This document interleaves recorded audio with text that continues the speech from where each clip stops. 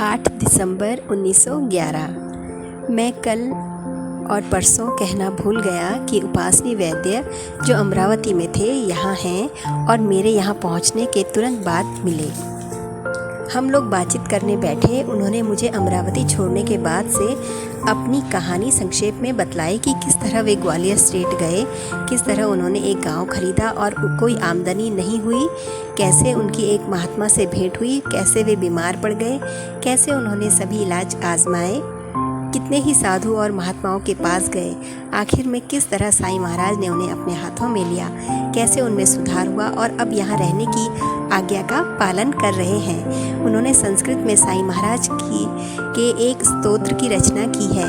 हम सब जल्दी उठ गए। यह बहुत ही सुखकर है। मैंने प्रार्थना की, स्नान किया और साईं महाराज के बाहर जाते हुए दर्शन किए और फिर उनके लौटने के बाद और एक बार फिर दोपहर में साईं महाराज मेरी ओर देखते हुए बोले, क्यों सरकार?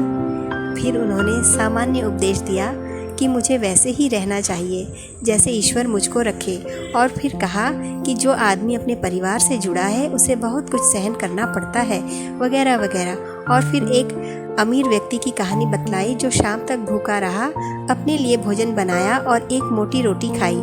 इन सब के पीछे कारण उसकी कोई अस्थायी परेशानी थी। हमने शाम को साईं महाराज के फिर से दर्शन किए और दीक्षित द्वारा बनवाए वाड़े के बरामदे में बैठे।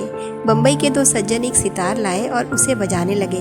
भजन किए। श्री ठोसर, जिन्हें मैं हजरत कहता हूँ, ने भी सुंदर गायन किया और भीष्म ने अन्य दिनों की तरह भजन किए। आधी रात तक समय बहुत आनंद से बीत गया। ठोसर बहुत ही अच्छे साथी हैं। मैंने अपने पुत्र बलवंत, बम्बई के सज्जन और अन्य लोगों के साथ चिंतन मनन आदि के बारे में लंबी वार्ता की। बोलो साईनाथ महाराज की जय। ओम साई राम।